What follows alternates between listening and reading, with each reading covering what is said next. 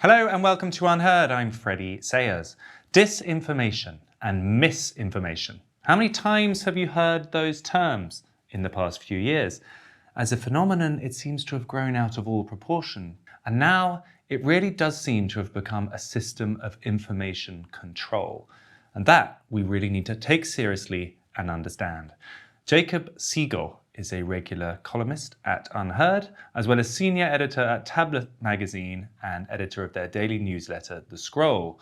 He has just published a special study of disinformation, how we got here, how it works, and what he calls the hoax of the century. He joins us from Israel. Hi, Jake. Thanks for having me, Freddie. So disinformation, its sister, misinformation.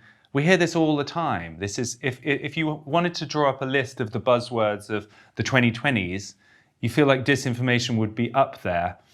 Your view of it is that it's a little bit more than a buzzword. It's actually something quite sinister, and it's part of a bigger movement that we need to take time to actually understand properly. Where do we start with this? What is disinformation? Yeah, I think we start at what disinformation is, which is really, on one level, on one already fairly sinister level, disinformation is a means by which the government, in cooperation with private tech companies and civil society NGO groups, uses extra legal means to censor political discourse around issues like COVID vaccinations, lockdowns, the elections. And in the US, really, it's a free-for-all. It's a blank check to censor anything. So on one level, disinformation is, ostensibly censorship in order to protect national security.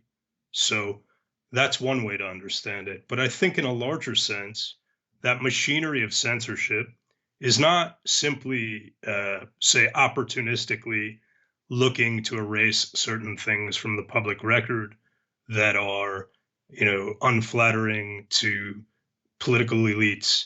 It's actually rather more than that. It is a means of governance. It is a system of power. It is its own. It is its own system of power outside of the formal, official in the U.S. constitutional means by which the government is supposed to operate. Disinformation and this, what is explicitly referred to as the whole of society charter of disinformation. This is a word that comes up repeatedly from the government agencies like the State Department and the Department of Homeland Security that were in charge of the counter disinformation efforts, continuously refer to it as a whole of society effort, meaning that it has to draw together all of these different organizations and these different branches of society, the corporate sector, NGO sector, etc.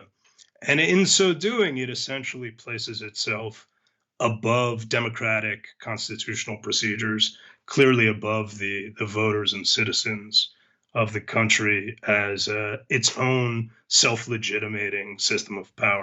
I mean, somehow in the word itself, there's a clue, isn't there? It's a long word. It's a Latinate word. It sounds like a technical term that ordinary people might not be able to understand or decide how it's classified. And that feels carefully chosen, doesn't it? It feels like it's a sort of expert-only domain to decide what disinformation is and isn't. Whilst what you're saying is that more and more we're understanding what it really is, which is just opinions and ideas that certain people don't like. I think you've hit the nail on the head, Freddie. I mean, that's exactly right. It's a term that in its scientific air and in its opacity pretends to a kind of objective taxonomic classification that it comes nowhere close to achieving. It's in effect a very sort of crude form of propaganda and of censorship, but in a way that's, I think, quite typical of the sort of progressive, technocratic mandate of heaven that not just the U.S. Ruling class, but I think, large portions of the EU. You certainly find this in Brussels, and you find it in the UK to some extent as well. This sort of progressive, technocratic, faux scientific outlook. I mean, I will confess that if I read a document and it starts talking about mis or disinformation, or if you're having a conversation and you hear someone talking about disinformation, I sort of wince and feel like, no, I don't like the whole concept. Is that where you've reached as well, that we should just be saying no outright to the whole concept of disinformation? Or are there any scenarios in which you think, okay, we should allow the concept to at least continue to exist? Start with the no, and then we can discuss the very rare exceptions. In general, anytime you hear about disinformation, your stomach should turn a bit and you should feel revolted because it is a means of controlling you, and it's an undemocratic. I've written for UnHerd before about the system of secrecy and the ways in which bureaucratic secrecy, and especially the secrecy of all powerful intelligence agencies in the US. And this is, really a Five Eyes and a NATO thing. So this is not exclusive to the US, but it's most fully developed in the US. Bureaucratic national security secrecy is its own shadow system of government. And whenever you hear disinformation, what you're really hearing is the shadow government enforcing its prerogatives in ways that are not subject to the normal procedures and mechanisms of transparency and accountability. Now, the exception to this is in the domain of foreign affairs, and specifically in the domain of espionage, which is where disinformation originated in the mid 20th century from the Soviet Union as essentially one of many techniques of deception that were really practiced by both sides in the Cold War and that have a place there. And in a functioning democratic polity that carves out certain exceptions for what its national security agencies do. And, obviously the military does not abide by the same rules in a strict sense that civilian agencies abide by, and there are very good reasons for that. And you're speaking, I should say, as an ex-soldier yourself, so you understand the military code of conduct. I do, though, to be clear, I was a low-level guy, which is where I was happy to be. So the kinds of things I'm talking about with disinformation were happening at, several levels of reality above where I found myself, and spent most of my time in the military and infantry battalions, where this was just, it never came up. It belonged to a different universe, but I did sort of glimpse it at the margins. And I was certainly affected by the system of secrecy that I'm talking about. That affected me in a very direct way.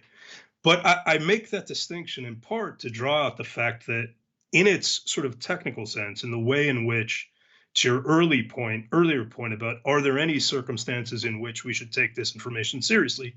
Yes, but you would never encounter them. I would never encounter them, even as an intelligence officer at the battalion level in infantry battalions. I wouldn't encounter them, or I wouldn't knowingly encounter them. Perhaps I would be a target of, foreign states' propaganda. But these were very kind of specialized tools of espionage. So that would be what? Giving out false coordinates, deliberately putting out, chatter on monitored channels to indicate that a attack would be in one place when actually it would be somewhere else. That's actually disinformation designed to dupe the enemy into, not understanding what your plans are. It's that sort of territory. That sort of territory, or in a somewhat broader register, you might call that tactical disinformation, battlefield disinformation. In a somewhat broader register, the Soviet Union, for instance, as one of its active measures campaigns, was promoted the conspiracy theory that the AIDS was an invention of the US government.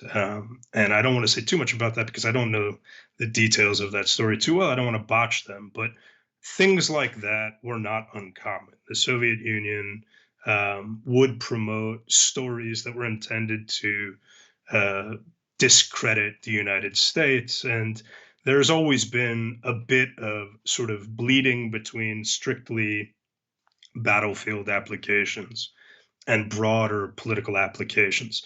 But from the height of the Cold War, in the piece I just referenced that I wrote for UnHerd about the system of secrecy and how that secrecy and the government's own promotion of conspiracies, like the idea that Donald Trump was an agent of Vladimir Putin or a Russian stooge, which the US intelligence agencies or elements, very high level elements, the US intelligence agencies promoted. It's not simply that those are wrong or pernicious or that this reflects corruption. They actually drive people crazy. They derange the political system. They sort of ruin the ability for people to engage sanely and transparently in their own politics. You've kind of touched on some things there which we need to elaborate on, because if we're going to get some sense of the history of this, some sense of how this whole system of classification and censorship of disinformation came into being, the Cold War and the Trump era are two very key periods of history, aren't they? Because that initial sense of paranoia and fear about information, and it takes us all the way back to the Red Scare and Joseph McCarthy, and some of that same atmosphere was rediscovered in the Trump era by his political opponents, who sort of they started it all up again. Is that how you see the history? Yeah, I mean, look, the great irony or perversity, as you like, is that the people who were most explicitly McCarthyite in the Trump era, who were denouncing people as Russian stooges without evidence, were the kind of liberal standard bearers for whom McCarthyism was supposed to be for whom McCarthyism had been one of the great central allegories, moral allegories of political life in America. And this was, it really like at the heart of the kind of liberal catechism in America, this McCarthyite episode. And, the lesson that was supposed to have been taken from that was it could happen here, in the famous phrase used by Sinclair Lewis as the title of one of his novels, meaning that the fascism could descend on America in the form of a McCarthy character, right? And the people who were most alert to that threat of McCarthyite fascism went on to denounce people willy-nilly as Putinites. The bridge between the Cold War and the Trump era is the War on Terror. And the War on Terror takes the security bureaucracies of the Cold War that were built during the Cold War, and which had already become large and unaccountable and had, there were congressional committees and inquiries to deal with their malfeasance and the ways in which they were going around Congress and escaping political oversight. But then after 9/11, not only did they become vastly more powerful, they used the private tech companies as outsourced, private, extra legal firms, essentially to carry out the mass surveillance that they wanted to do and continued to do, but didn't want to make privy to congressional oversight. So that sort of intervening episode then, the War on Terror, instead of it being, which you might expect, because of the outcome being kind of somewhat disastrous, if one counts Iraq and Afghanistan as part of that, you might think that the effect would be increased skepticism towards this kind of system of state secrets and information management, because so much of the information we were told turned out to be wrong, so many of the plans turned out to not be very well placed. But what you're saying is actually the reverse happened, and during that period, those powers were entrenched instead of opposed. Both happened at the same time. Both things happened at the same time. So the public became more wary, more skeptical of not only the intelligence agencies, but also, the press Congress, virtually every other institutional center in America. The public became more skeptical of them, while at the same time, those institutions claimed more unaccountable power for themselves. So it's both happened at the same time where the public became more skeptical, and that skepticism was then translated or read as extremism by these agencies. So, as the public became more skeptical, as the public became less willing to simply accept the verdicts delivered by these institutions with a record of failure, the intelligence agencies being one obvious example, those agencies then converted that skepticism into markers of extremism that they could use to police the public. So it was a kind of doom spiral in that sense.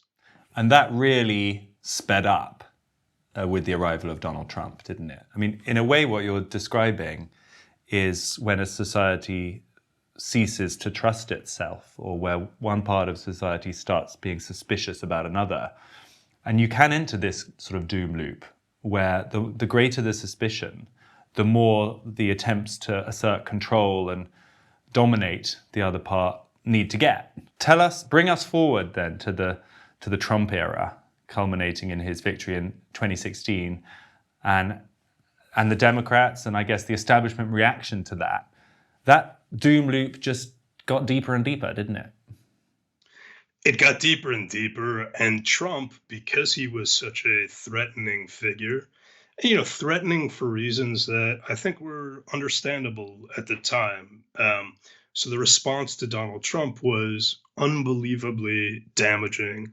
The response being, hey, let's simply delegitimate the Democratic vote. Let's delegitimate the election. This being the response from high level Democratic Party officials, Hillary Clinton, chief among them. But Trump was a strange, wild man who did some kind of weird and did things in 2015 and 2016 that caused people real alarm. And that had the effect of basically pulling together all of the different branches of the US elite. So these branches that might have had implicit affinities, but were not acting in a coordinated way prior to Trump, because Trump was seen as the great, unholy, demonic threat to all of civilization, brought Wall Street together with Facebook employees, together with the NGOs, together with the CIA and the FBI. And you had this coordinated campaign by the elite institutions in America to delegitimate Donald Trump. And the mechanisms that they used for this, you talked about this tendency towards a kind of tribal factionalism and fighting when we lose trust in society. And that can be bad enough. But in this case, what happened was essentially, not all of, but virtually all of the federal bureaucracies, together with the other elite institutions who control the sense making apparatus in America, they all got in on this conspiracy. And the conspiracy was to portray Donald Trump as a stooge of Vladimir Putin and to suggest that his election was illegitimate and that he was one day he was a fascist, the next day he was a Putin agent. They were used sort of interchangeably. And then disinformation entered the picture at the end of Barack Obama's term in office. And the last thing Barack Obama did was to sign through the NDAA, essentially the defense bill, to sign the Countering Foreign Disinformation Act, which created this agency, the Global Engagement Center in the State Department, and fully committed the US political class and the US government to a counter disinformation campaign, which was really always in spirit and very quickly in practice as well, an information war directed against the American people, as it had to be. So the word Since foreign then, in the name of that agency, was just forgotten about? Or was the sort of myth of, and I'm keen to see whether you think it was a myth of so much international interference, was that a way to legitimate the surveillance? Or how did the foreign aspect of that get forgotten? it got forgotten because the Russian interference in the 2016 election was grossly, wildly exaggerated. And its effect on the election was always something of a myth. The famous Facebook ads that turned out to be $100,000 in spending that were actually split between ads for Donald Trump and Hillary Clinton, the infamous troll farms that nobody could ever prove what effect they actually had, that were tweeting ridiculous things like just sort of cartoonish memes about Hillary Clinton that we were all supposed to take at face value, that because there were X number of memes that converted this many voters, but it was all smoke and mirrors. So do you which is think not there to say- was, just to be clear, do you think there was an attempt by Russian actors or the state or whatever to influence the 2016 election via disinformation campaigns? Yes, of course, as is the standard in elections, and this wasn't the first time that happened, and it's not at all clear that the intent was to help Donald Trump. There's evidence that was excluded from the highly politicized initial intelligence assessment produced by Obama appointee and former CIA director John Brennan in 2017, which became sort of canonical, even though it was it was a political document in which claimed that Putin wanted to help Donald Trump. But what came out later was that contrary theses from intelligence professionals, Russian experts inside the U.S. intelligence agencies, who believed, based on the classified evidence they had seen, that actually Putin preferred Hillary Clinton because he thought that Trump was a wild man and that he would have an easier time working with Clinton. That was excluded from the initial ICA that Brennan oversaw and put out. So did Russia interfere in the US election? Yes. To what effect? We don't know precisely, but it seems to have been fairly negligible. That was certainly Facebook's original assessment. Mark Zuckerberg came out and said, this is absurd. This idea that disinformation on Facebook, or what was still at the time called fake news, affected the election. We've looked into this in our own private records. We find no evidence of it. This is what Zuckerberg said immediately after the election. And what happens is there's a coordinated pressure campaign from cutouts, organizations that are created to look like objective fact-finding bodies, but which are in fact funded by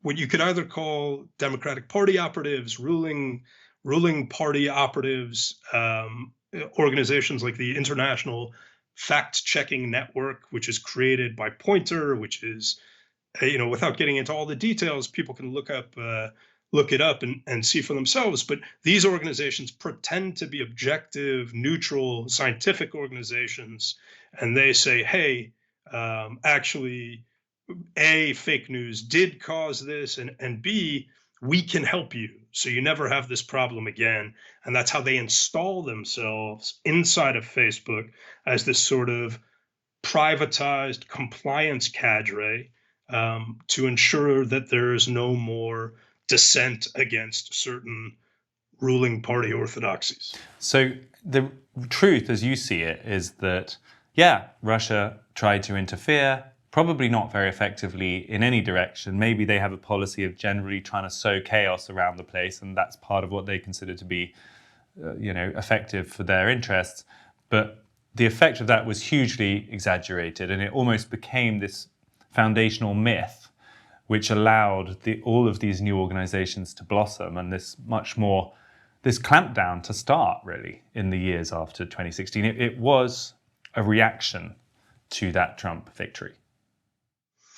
Yeah, but forget about how I see it. Let's look at how Twitter executives saw it, who were privy to, some of the initial deliberations about how to deal with so-called Russian disinformation. So Yoel Roth, for instance, who was by no means a Trump supporter, a vocal opponent of Donald Trump, who said something along the lines of he was a fascist in the White House, and who Yoel Roth was the Twitter public safety officer in 2017, when he was reviewing what was called the Hamilton 68 dashboard, which was supposedly a dashboard tracking Russian influence on Twitter and on social media, which took its funding from the German Marshall Fund, which is in part a project of the US government, and from the Alliance for Securing Democracy, which was an organization started by and staffed by just one high-level Democratic Party official or intelligence agency official after another, people like Michael Chertoff, Jake Sullivan, now at the National Security Council. So this is, I know I'm going over a lot here, so let me just remind people. So Hamilton 68 is the name of this very high profile dashboard, as it's called at the time, that is tracking Russian influence on Twitter and on social media. It gets a ton of attention in the press when it debuts in the fall of 2017. It gets write-ups everywhere. And it's as Twitter officials are looking at the back end, because Hamilton 68 itself never discloses its list of supposed Russian agents, which it is using to map out this vast conspiracy of Russian influence online. It refuses to disclose that on the grounds that if it discloses it, these Russian operatives will go into hiding. Well, Twitter is able to reverse engineer it because they have access to it on the back end. And there's a series of conversations, and this all comes out from Matt Taibbi's reporting primarily, but from other people's reporting as well through the Twitter files. Absolutely like bombshell stuff that the mainstream press largely just ignores. And it shows that people like Roth are saying, Roth calls it bullshit. He says that there's no evidence that these people who are being accused of being Russian stooges are actually Russian stooges, that they're being smeared without evidence. And there's an internal conversation about this at the time inside of Twitter, and it's just swept under the rug. So even somebody like Roth, who knows that this is bullshit and calls it that, doesn't say anything to the public. So the Hamilton 68 narrative, which gets picked up and trumpeted by the press, becomes the official narrative. And, that's just one example. People can read the Inspector General's report on the origins of the Russia-Trump collusion claims for themselves and see what its findings are. And it finds not only that there was no evidence of active collusion between the Trump campaign and Russia, but also that the claims of influence were vastly overstated. So again, it's not just me, it's all out there. So take us forward now to the COVID era, because the atmosphere you're describing, the seeds were sown already, but it definitely feels like the whole thing fast forwarded and really blossomed during the COVID era. How do you see those years? So you pointed out that there was originally this foreign dimension, and it's in the name of the initial act that Obama passes as one of his last acts in office, countering foreign disinformation. But from the very beginning, that foreign is a kind of ruse that's setting up what is actually a much larger, effectively omnidirectional structure, because the internet is global, that can censor anywhere, but which is in practice focused on the domestic political environment inside the US, and specifically on this populist surge, which is taken as an existential threat by the ruling party officials in the US, who see populism in truly apocalyptic terms. So from the beginning, that's built into it. One more thing that happens very early on, which is really critically important, is on January 7th of 2017, Jet Johnson, who is the head of the Department of Homeland Security, passes a measure that declares the electoral infrastructure of the United States critical infrastructure that is going to be federalized and protected by the government. So this happens after he's tried to do this for months. He runs into massive resistance, and you can read Johnson's own account. I quote Johnson in the piece, talking about how when he tried to do this initially, local electoral officials were saying, you can't do this. This is a usurpation of our local sovereignty. So how does he do it? He just, he says, okay, no problem. And then he waits till he's almost out of office and passes this. So now the federal government, and specifically Department of Homeland Security, has control over the electoral infrastructure in the US. Now COVID arrived. What that means is that because the internet is connected to election integrity, what it means, Freddie, what it means in effect is that this was a kind of coup, and that under the pretext of foreign disinformation, a small but very well-organized coterie of political officials declared essentially unilateral power over the entire US political system. That's what it means. And so they did this by, sort of seizing the commanding heights, like the electoral system and like the social media companies themselves, where the intelligence agencies installed their own teams to monitor, effectively to monitor dangerous content and then to push for what they wanted censored. So all of this has a political context up until COVID arrives. It goes from foreign to domestic, but it's still in some sense explicitly focused on political threats, or if you prefer, foreign threats. Then COVID arrives, and it all gets seamlessly, it's applied to COVID, which is described as the infodemic, right? So again, to your point about the opacity of these terms and the ways in which they're ill-defined, they're amorphous, they're simply vehicles for censorious power. And so what was supposed to be focused on foreign disinformation then becomes a means of censoring what is supposedly deadly COVID disinformation, which is, we're told over and over again, is literally killing people. So you have these government-led efforts to censor COVID disinformation. And, you have companies like Facebook, or it's Meta actually, so this would include both Facebook and Instagram, bragging about censoring or flagging, downvoting, in some way censoring more than 20 million posts related to COVID disinformation. Now, what does and Google is doing the same including, thing. I got to add, some of our content. I mean, this is a period I remember well because we were some of the first people in the media to question the lockdowns and ask some difficult questions around what was happening during COVID.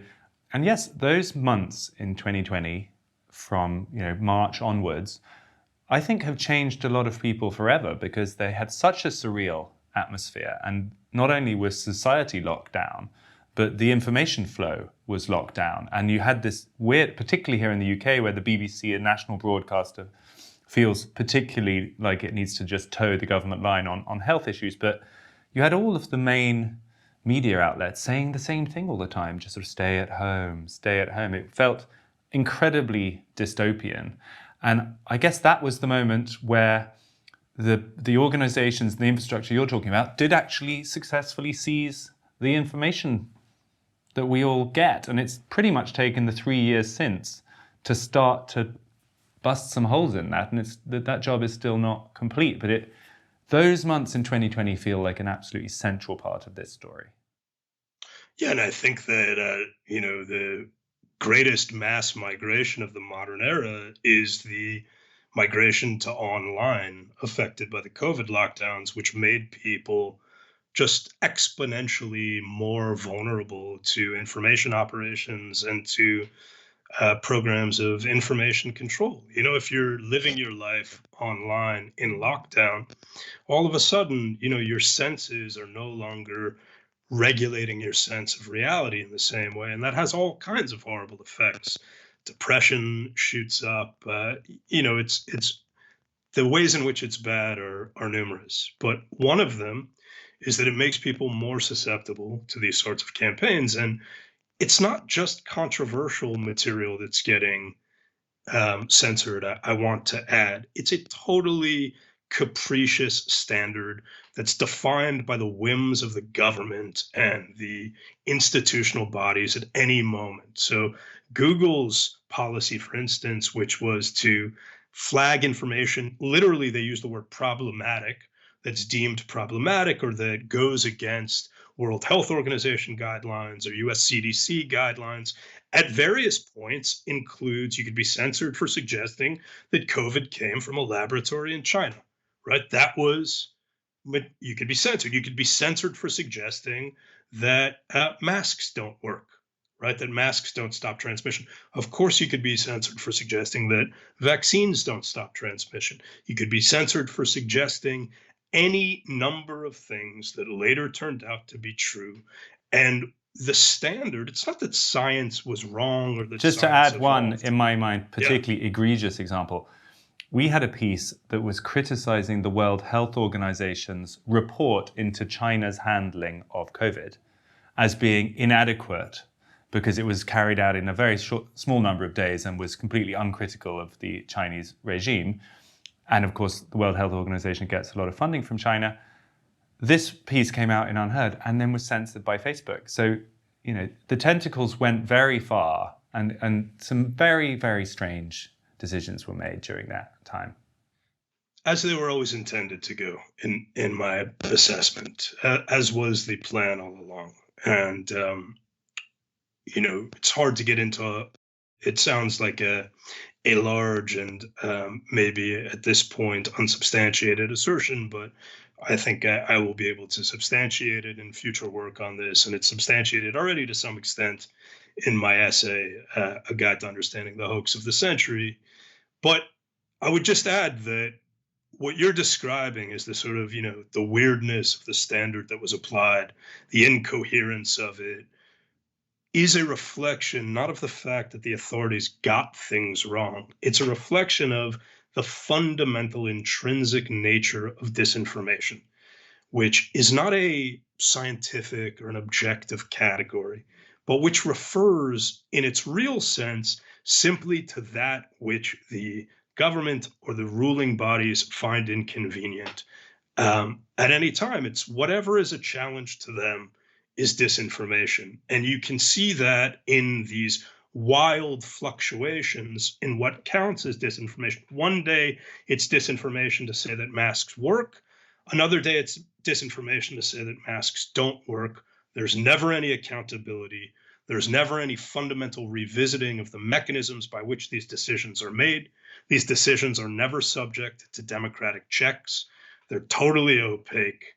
And that's as they're intended to be. Here is what I find depressing, frankly. I mean, I'm listening to you feeling a little bit sad because here is someone who I admire and respect and who you are far from a conspiracy theorist, let me say. I mean, what you're talking about, although it, to some people's ears, might sound conspiratorial when you say that this was always the intention, these are, these powers that be, networks of organizations, you actually do believe that American society is now so fundamentally divided, it seems to me, that one half of it just cannot trust anything the other half says.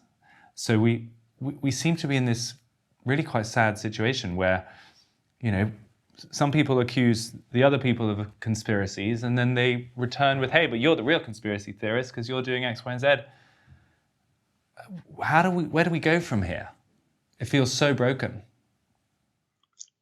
Yeah, I'm much better at describing things than I am at suggesting where we should go. But you're certainly right that temperamentally, not only am I not a conspiracy theorist, I'm not a radical. I'm a pretty moderate, in some ways, fundamentally apolitical guy who is a kind of sentimental American patriot at heart. And those are still my sort of fundamental political instincts, but I don't like being lied to, and I won't tolerate lying to myself. So this was a long process for me to arrive at it. It didn't happen easily, and it was quite agonizing along the way. But without dwelling on that, I would say that there are some structural changes that could be made that I think would address this. So the tech companies are too powerful, and I say the tech companies, and I think people understand what I mean as a shorthand. But the largest of the kind of big five internet companies are simply too large and too powerful. And they got that way because the government wanted them to get that big, in part because it wanted to use them to outsource its surveillance work. And then they got too big and it didn't like that. And much of what we've seen, much of what disinformation is really about is reclaiming control of those companies that suddenly got too powerful at the very moment when populists figured out how to use those platforms. So, I think that we need some kind of system of data rights where rather than you and I having this conversation and 50 different platforms extracting this content using various algorithms and AIs, and then monetizing it and selling it on 30 different markets, that we have some kind of say in what happens with the data that's extracted from us, and there's some sort of proprietary stamp on it. And this is not simple stuff. No, And it it's not even. sounds, I must say, it sounds complicated. I think it won't be easy, but I think that the current infrastructure of the internet is one that is built on centralization and surveillance. And so we need political changes to force infrastructural changes. Um, and that's one place to look, I would say. You don't hear that much about that kind of solution. What you hear more commonly for people who have similar opinions to you and are angry about it is the political solution, which is to take power, basically. And I would say the right or Republicans or the anti-democrat components, they don't seem to be fueled by a desire to think about our liberal institutions and how we can amend them in order to restore a nice sort of pluralistic society where we all respect outcomes of elections and agree disagreeably. It feels more like they plan to just take power and seize those same pieces of infrastructure and point them in the direction they want to point them in. It feels like we're into a much more zero-sum battle now. I just wonder, do you have any hope for those? That's what now feels like a bit of an old-fashioned liberal idea, that we could once again have neutral aiming institutions. In the short term, no, I don't have any hope for that becoming a national norm again. I think there will remain an absolutely vital space and a role to be played by a small number of press outlets and institutions that do what you just described. On the national level, no, I don't think so. I think that it's not possible to turn some of these institutions, which the precondition for the institutions going along with these deranged and destructive conspiracies, Russiagate being sort of the most obvious, but also for going along and acting as enforcement agents for COVID stuff also. The precondition for that was that those institutions had already been hollowed out to some extent, to a considerable extent, in both economic, actually largely economic, not just political terms. And so I don't think it's possible to recapture, that kind of like mid-century functioning civil society that people like you and I still value and hold as a kind of ideal. For me, it gets to this central question of whether you think the other guys are evil or not. And a lot of people who agree with you, as well as a lot of people who disagree, have reached the conclusion that basically the other side, whichever it is, are bad actors. They are conspiring to take power, to control, or to destroy the good world that we created together, and that they need to be defeated. Do you believe that? Do you think these people populating all of these arcane institutions you've talked about that is now forming the network of the disinformation age, are these good people who just think they're doing good things and have just got confused, or do you think they're bad people? No, I think they're largely good people who think they're doing good things and got confused. And I'll tell you, like, I had a very, very close friend who I served with in Iraq. We were in the same platoon in Iraq. And when he got out of the army, I stayed in. When I went on my second deployment to Afghanistan, he was in Afghanistan working for an NGO and doing, I think, admirable work. That this is one of the best human beings I know. It's like, I love like a brother.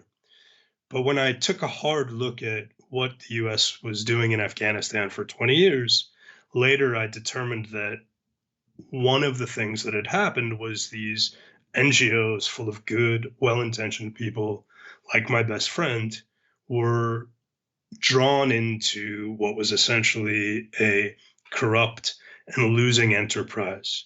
And the only way, not in spite of their best intentions, the only way that enterprise could have been as powerful as it was and could have gone on for as long as it did was by feeding on good, well-intentioned people who believed in it and who perhaps at a local level, sort of in their own foxhole, as we would say, could see that they were doing certain things that were good, but the good things they were doing maybe didn't add up to a larger good, and in fact contributed to what was, a tragic waste. So I don't think that it's really like half of the country versus the other half. That's not how I see it.